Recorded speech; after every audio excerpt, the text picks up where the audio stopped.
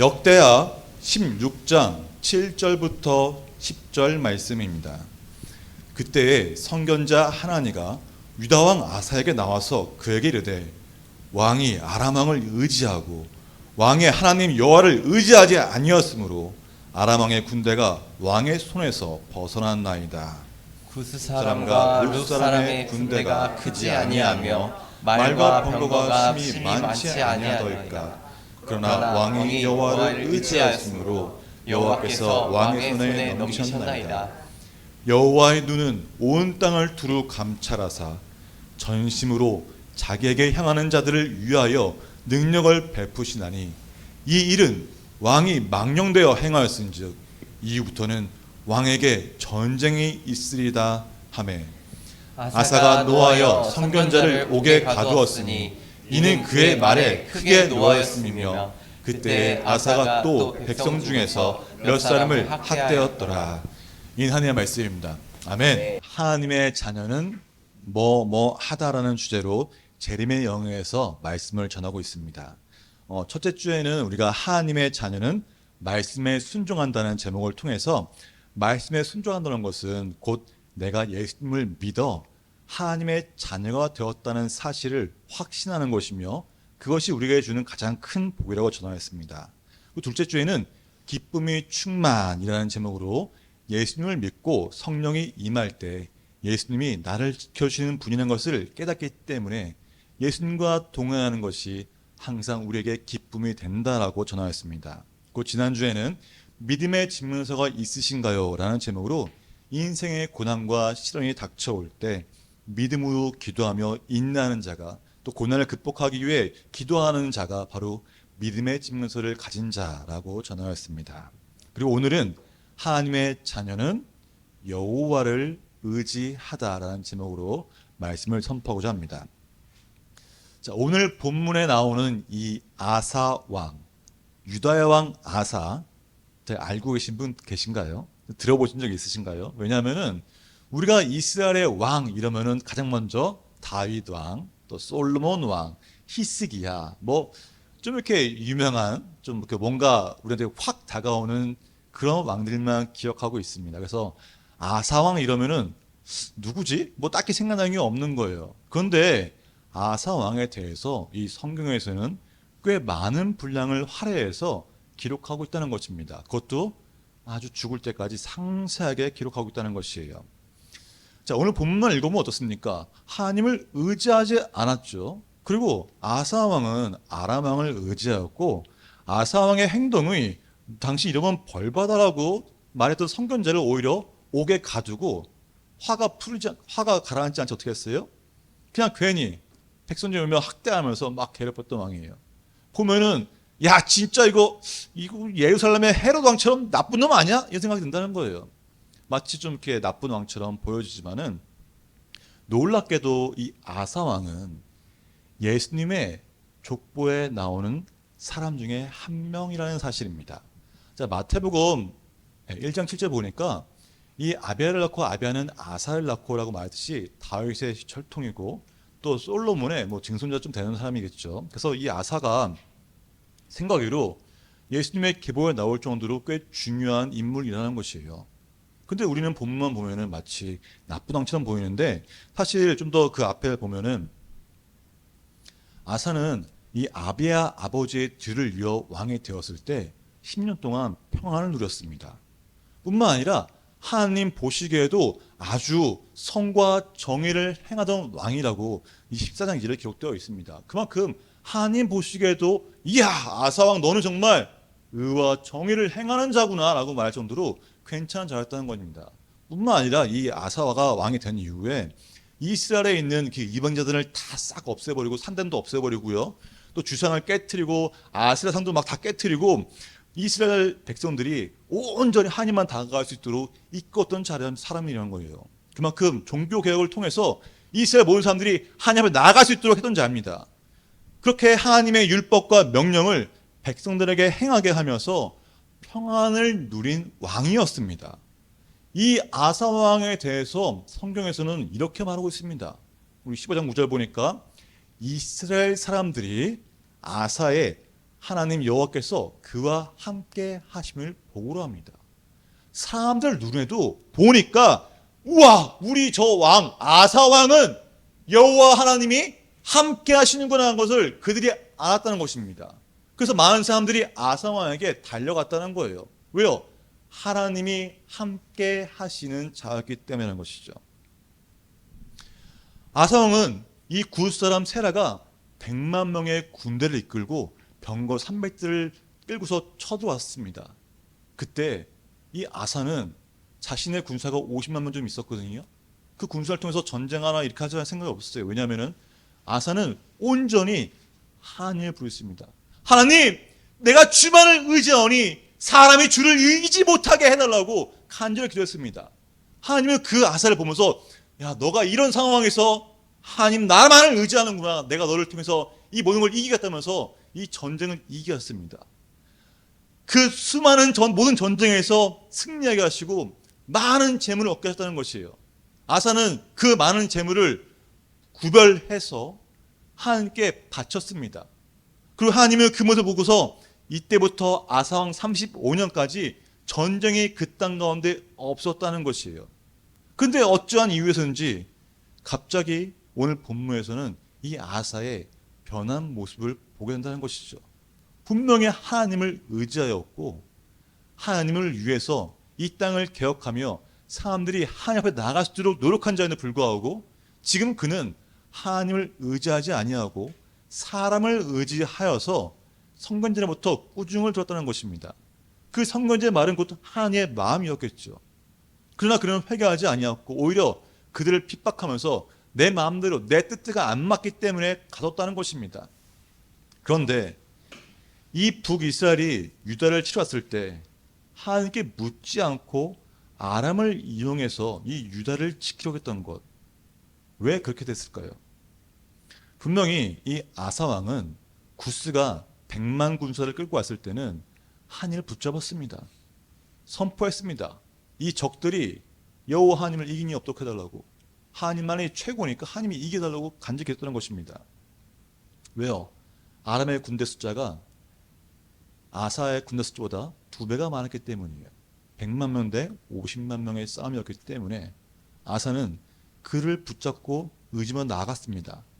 그러나 북이스라엘이 이 유다를 쳐들어왔을 때는 100만 대의 숫자가 없어요. 그죠? 성을 쌓고 그 유다 사람들이 유다 쪽으로 가거나 왕래를 못하도록 막았다는 것이 전부입니다. 뭔가 큰 위협이 있나요? 아니라는 거예요. 뭔가 막 거대한 위협이 걱정되나요? 그런 거 아니라는 겁니다. 그죠? 그 앞에서 진을 치고 성을 쌓으면서 사람들이 왕래하지 못하도록 막았다는 것뿐이 없습니다. 그래서 이 아사가 생각한 것이 무엇입니까? 손 안 대고 코풀기처럼 다른 나라 사람을 이용해서 이 아람 왕을 통해서 당신 이스라엘 북이스라엘이랑 협정 맺었잖아. 내가 돈 이만큼 줄 테니까 협정 깨고 오히려 반대하고 공격해봐. 그럼 너도 땅도 없고 얼마나 좋아. 나가. 이렇게 말한 것입니다. 사실 이것은 아주 전술적으로 당연한 것이에요. 우리나라도 어땠습니까? 아주 예전에 신라가 고구려와 백제를 대항하기 위해서 당나라와 연합하여서 삼국통일의 발판을 마련했던 사건처럼 지금 이 아사왕은 다른 나라를 이용해서 손 안 대고 코 풀기 위해서 아주 쉽게 자국의 위협을 제거하려고 했던 것입니다. 자, 세상적으로 보면은 이건 분명히 지혜로운 거예요. 세상적으로 보면은 나는 아무런 손실 없이 아주 간단하게 적을 이길 수 있는 좋은 방법입니다. 그러나 선견자 하나님은 이 사건을 아사가 아람 왕을 의지한 것이라고 말하고 있다는 것입니다. 또 12절 보니까 이 아사가 왕이 된 지 39년에 그의 발에 병들어 매두 위독했다고 말합니다. 근데 더 중요한 거는 이 병이 있을 때에 그가 여호와께 구하지 아니하고 의원들에게 구하였더라라고 나타난 것이에요. 자, 아까 똑같이 이 아사 왕은 지금 자신이 병들었을 때 하나님께 구하지 아니하고 의원들을 구하면서 내 병 좀 고쳐줘라고 말했습니다. 그러나 그런 병은 하나님께 구하지 않았기 때문에 죽었다고 성경이 기록되어 있다는 것입니다. 자, 아사는 분명 여호와 하나님을 위해 일었던 왕입니다. 하나님께 예배드리는 자였고 하나님과 함께한 자였습니다. 그러나 아람을 의지하는 모습이나 의원을 의지하는 모습을 보면은 아사는 자신이 생각하기에 해결할 수 있는 자신의 능력 안에서 가능할 것 같은 문제에 대해서는 하나님께 묻지 아니하고 자기 스스로 했던 모습을 보게 된다는 것입니다. 우리 본문을 보면서 이 아사가 하나님을 의지하지 않고 사람을 의지하는 모습이 나와 상관이 그렇게 없어 본 것처럼 느껴질지 모릅니다. 그런데 하나님께서 우리를 사용하시며 우리를 통해 일하시면 어떻습니까? 경험이 없으신가요? 하나님이 나를 통해서 하나님의 일을 이루시고 하나님이 나를 통해서 내가 이 삶 가운데 내 그 직장 가운데 복을 주셔서 형통하게 했을 때는 어떻습니까? 당연히 기분이 좋죠. 기분이 안 좋으면 말이 안 되는 거죠. 기분이 좋고 어떻든 날아갈 것 같습니다. 신납니다.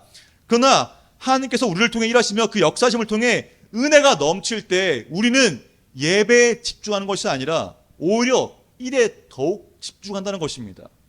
하나님 은혜가 이 땅 가운데 이 일에 임했을 때 하나님 감사로 예배드리는 것이 아니라 더욱더 이 일에 집중해서 더 많은 성과를 얻고자 한다는 것이에요.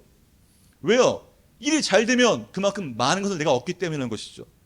나를 통해 이루어지는 걸 보면서 내가 조금만 더 하면은, 내가 조금 더 노력하면은 더 좋은 결과가 있을 것 같은데 그 결과가 내 삶에 바로 나올 것 같은 그것 때문에 스스로 교만에 빠지게 되는 것입니다. 그래서 일에 집중하면 집중할수록 하나님을 의지하기보다는 사람을 의지하게 되고 자신을 의지하게 되는 것이에요. 왜요? 내 생각에 답이 보이는 문제이기 때문인 거예요. 아주 불가능한 문제가 아니라면은 집중적으로 지금 당장에 도움받을 수 있는 내 주변 사람들에게 도움을 요청해서 이 사람을 의지하며 그걸 해결하고자 한다는 것입니다. 그게 바로 우리라는 거예요. 우리는 분명히 예수 그리스도의 십자가의 은혜로 하나님께 속한 자가 되어 생명을 받았으며 하나님의 자녀가 되었습니다. 그래서 우리는 어떻습니까? 힘들 때, 내 일로 뭔가 되지 않을 때 하나님께 잔절히 나아가 하나님을 찾으며 부르짖습니다. 예배 드리고 예배 집중하며 하나님의 응답을 받고자 간절히 매달린다는 것이에요. 그러나 힘든 때를 지나면 주님과 동행한 것이 삶의 승리라는 것을 경험했는데도 불구하고 나의 힘든 시간과 나의 모든 문제가 지나가는 순간 세상과 동행하며 살아가고자 하는 것이 바로 우리라는 것입니다. 우리의 삶의 목적이 무엇입니까? 예수님 이 땅에 오셔서 우리에게 말씀하신 것이, 우리에게 주신 그 목적이, 우리가 이루고자 하는 그 목표가 무엇이었습니까? 내가 잘 살고 돈 많은 것을 하나님께 원하셨을까요? 예수님이 이 땅에 오신 이유에 대해서 예수님은 자신의 입으로 분명하게 말씀하셨다는 것이에요. 우리 함께 누가복음 4장 33절 봉독하겠습니다. 예수께서 이르시되 전하여 하느니 나는 이 일을 위해 보내심을 받았노라 하시고 아멘. 예수님이 이 땅에 오신 것은 하나님 나라를, 그 복음을 전하기 위해 오셨다는 것입니다. 예수님께서 이 땅 가운데 기적을 베푸시고 병든 이를 치유하신 것도 하나님 나라가 이 땅 가운데 너희가 하나님을 믿을 때 나아간다는 것을 보여주시기 위해, 그것이 진리라는 것을 알려주시기 위해서 기적과 표적을 행하셨다는 것입니다. 예수님께서 하나님 나라로 가시기 승천하기 전에도 제자들에게 마지막으로 당부하신 것은 무엇이었습니까? 하나님 나라의 선포에 대한, 하나님 나라의 비전을 마지막까지 당부하시고 가셨다는 것이에요. 그런데도 우리는 하나님 나라를 보지 못하고 주님께서 베푸시는 기적만을, 그 능력만을, 세상에서 내가 잘 되고자 하는 것만을 바라보고 있다는 것입니다.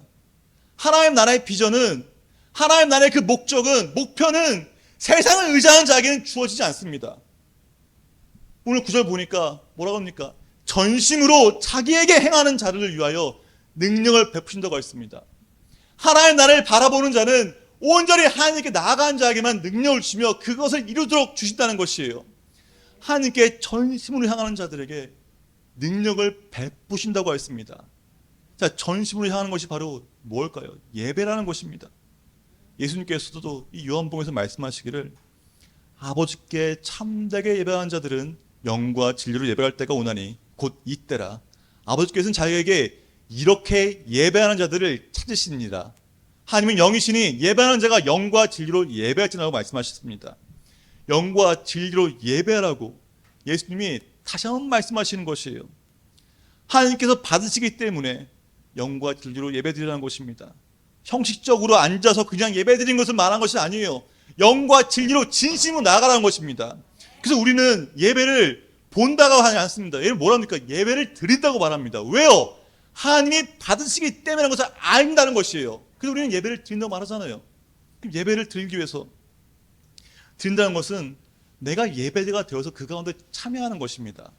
자, 우리가 저 유튜브 쇼트를 보니까 이런 게 있습니다. 우리나라가 유명한 게 뭔지 아세요? 뭐가 있을까요? K-팝 중에서 가장 유명한 사건들. 떼창입니다. 떼창. 보니까 외국 가수들이 우리나라 와서 콘서트를 하면은 힘이 나고 너무 에너지 받는데요. 그래서 제가 보니까 이거 뭔지 아십니까? 가수가 노래를 부르잖아요. 그럼 어때요? 이 가수 목소리보다 모여있는 사람들 목소리가 더 커가지고 그냥 가만히 있더라고요. 가만히. 그럼 가수 얘를 다 노래 알아서 불러줘요. 그리고 신곡도 뭐든 다 따라 부르고 힘이 온다는 거예요. 이들은 지금 콘서트를 보는 게 아니라 콘서트를 참여하고 즐기기 때문에 그럴 수 있는 것이에요. 일본 같은 경우는 그냥 가만히 앉아서 이렇게 있대요. 이렇게 있대요. 그래서 앞에서 아무리 뭘 해도 힘이 빠진대요. 왜요? 보는 거 있는데 참여하지 않기 때문인 것이죠. 예배도 똑같다는 거예요. 우리가 예배하는 가운데 하나님이 이 예배를 받으시고 하나님께 기도하는 것이 응답된다는 걸 내가 알고 하나님의 말씀이 대성 가운데 온 것을 분명히 알기 때문에 우리는 예배하는 가운데 하나님의 말씀이 야, 저 말씀 내 말씀이다. 아멘! 아멘! 하나님 이거 바로 이것이 아니십니까? 우리에게 말씀은 단지 지나가는 것이 아니라 나에게 오는 생명의 말씀이고 레마의 말씀이기 때문에 아멘을 허락하는 것이에요. 예배 드리면서 하나님 말씀 드리면서 하나님 이랬네요. 하나님 대단한데요 진짜. 그런 감성, 그 감성이 바로 하나님 예배에 참여하는 것이라는 겁니다. 우리는 예배에 드리기 힘드는 것은 하나님께 예배에 참여하는 자가 되어서 내가 지금 하나님께 예배 드리고 있습니다. 하나님, 내가 하나님께 지금 나아갑니다. 그 자세가 바로 영과 진리로 예배드린다는 것입니다. 집중하는 자에게 더 많은 걸 보게 되고 하나님께 집중하는 자에게 하나님의 말씀이 지나가는 것이 아니라 삶에 영향을 미치게 되는 말씀이 되는 것입니다. 성도님들, 우리가 아멘이라는 거 그냥 단순히 뭐 아멘 다른 교회 가잖아요. 심지어 박수도 칩니다. 갑자기 예배 중에 할렐루야 박수 친다는 걸 왜요? 자기가 너무 감동이 되니까 그런 것이죠. 예배는 다른 사람의 눈을 의식하는 거 아닙니다. 온전히 하나님만을 바라보는 겁니다. 왜요? 예배는 하나님이 받으시기 때문에 하는 것이죠. 그래서 우리는 여호와 하나님을 의지하는 자는 하나님이 지금 이 순간 가운데 내 삶 가운데 계시기 때문에 내 힘으로 사는 것이 아니라 오직 예수의 힘으로 살아갈 수밖에 없다는 것이에요. 예수의 힘으로 살아가기 위해서는 우리가 단순히 예수의 힘으로 살아가겠다는 얘기가 아니에요. 뭐가 필요해요? 성령의 임하심을 받는 것입니다. 성령이 내게 임할 때 그 능력의 기름 부으심이 임할 때 예수님을 주님이라고 말하며 예수의 힘으로 살겠다고 선포했다는 것입니다. 성령이 아니면은 예수를 주라고 고백할 수도 없고 성령이 아니면은 예수의 힘으로 살겠다고 선포 나갈 수도 없다는 것입니다. 오직 성령이 우리에게 임하고 그 성령을 통해 능력의 기름 부으심을 붙을 때 우리는 예수의 힘으로 나가겠다고 예수의 힘으로 승리하는 삶을 살 수 있다는 것입니다. 그래서 우리는 항상 성령 충만을 구해야 한다는 것이에요. 내가 여호와 하나님을 의지하기 때문에 당연히 성령 충만을 강구하고 하나님을 의지하기 때문에 능력의 기름 부음을 통해 이 땅 가운데 승리하겠다는 선포가 있어야 한다는 것입니다. 하나님께 구하는 자에게 반드시 하나님이 주십니다. 하나님은 너희가 성령을 바라느냐 성령을 구하라 그러면 주겠다고 말씀하신다는 것이에요. 성령 구합시다. 성령 충만한 구하십시다. 성령 받아서 여호와 하나님만을 의지하는 승리의 삶이 되시기를 주님을 축복합니다. 우리가 여호와 하나님을 의지한다는 것은 내 안에 성령이 있다는 것이고 그것이 증거가 되어서 내 삶에 하나님의 뜻대로 살아가겠다고. 내가 볼 때 이거 너무 쉬워 보이고 당연한 결과를 보일지라도 하나님을 의지해야지만 그 땅 가운데 승리할 수 있습니다. 내 힘으로 하면 다 무너진다는 것이에요. 아사가 그렇지 않습니까? 아사가 그 별거 아닌 것 같은 그 기업을 자기 뜻대로 하다니까 다 망하게 되었고 병에 걸렸을 때도 내 병 하나님이 그냥 찾는 것이 아니라 내 병이니까 야 이거 의사가 고쳐야지 의원이 고쳐야지 의원을 찾을 때 그는 병도 죽었다는 것입니다. 하지만 희생이 어땠습니까? 이 시간은 하나님을 구했다는 것입니다. 하나님을 찾는 자에게 은혜가 있습니다. 여호와 하나님을 의지하여서 성령 충만함으로 이 땅 가운데 승리하는 삶을 하겠습니다. 우리 함께 찬양하면서 나아가기 원합니다.